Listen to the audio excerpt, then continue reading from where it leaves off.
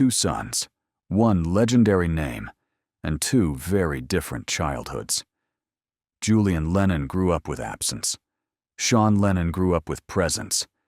Both carried the same last name, but learned early that a famous legacy does not come with a map. After 2025, their lives tell a quieter story, one about distance, dialogue, and the long shadow of a father the world thought it already knew.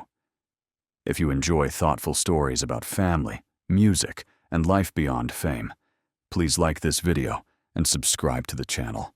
Now, let's begin with Part 1. Part 1, two childhoods under the same name, shaped by different fates. They both carry the name Lennon, yet Julian Lennon and Sean Lennon grew up in almost opposite worlds. Julian entered life while the Beatles were at the height of global hysteria. Sean was born after John Lennon stepped away from the stage. The difference was not merely one of timing. It carved itself into how each learned to live with their father's legacy. One grew up with absence, the other with presence. Both carried silence, but of very different kinds. Part 2. Julian Lennon, living with a long absence. For Julian Lennon, memories of his father are inseparable from distance.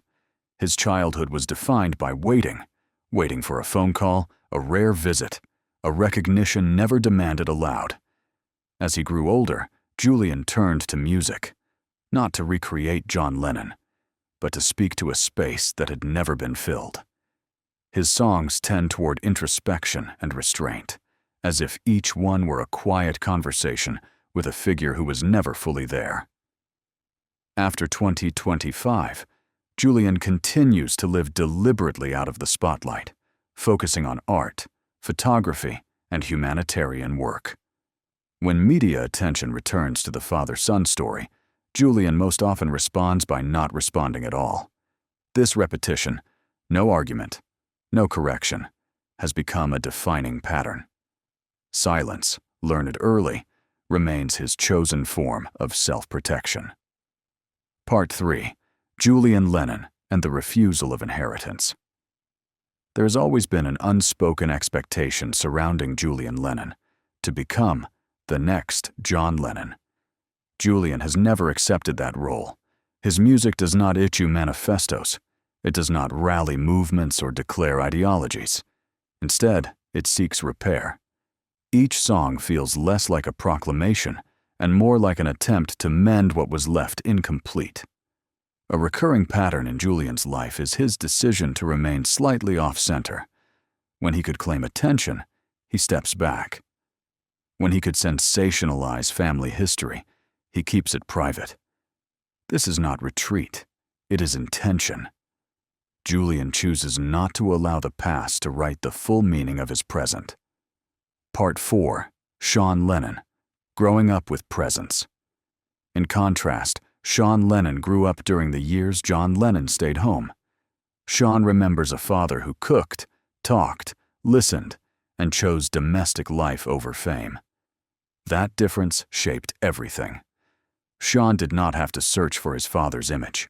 Instead, he learned to engage directly with the legacy left behind. After 2025, Sean Lennon remains active in music, moving fluidly between roles as performer, composer, and producer. Though he is more visible than Julian, Sean maintains clear boundaries.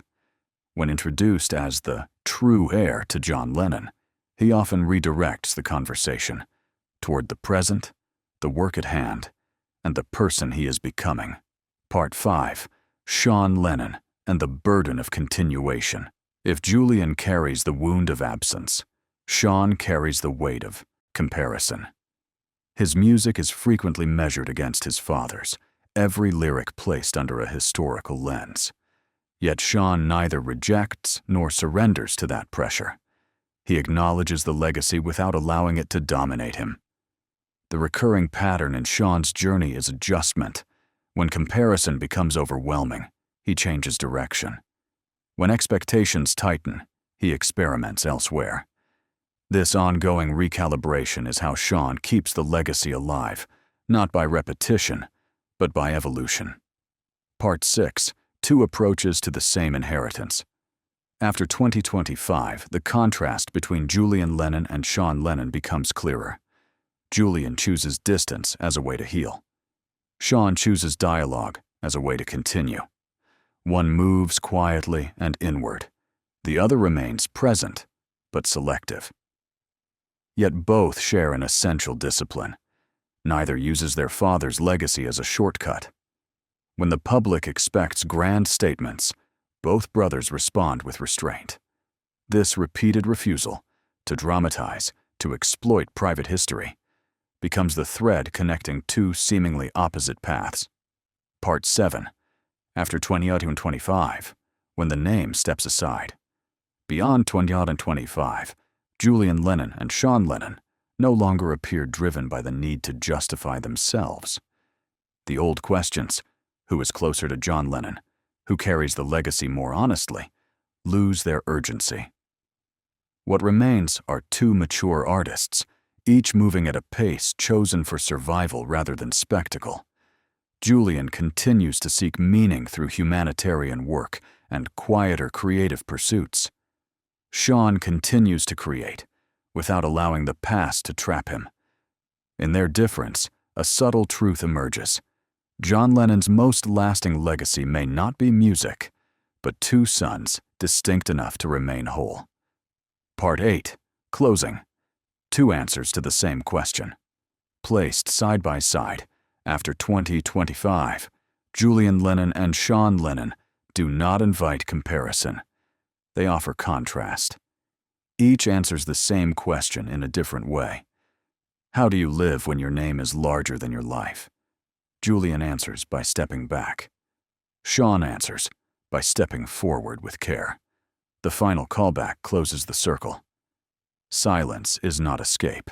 Presence is not exhibition.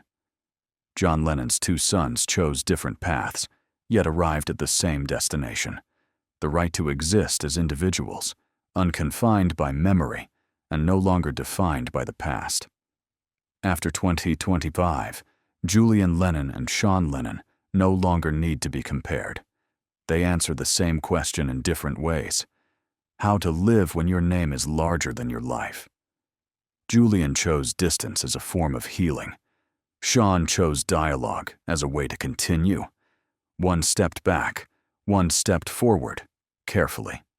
What remains is not rivalry or legacy, but two men who refuse to be defined by the past. And sometimes that quiet choice is the most powerful inheritance of all.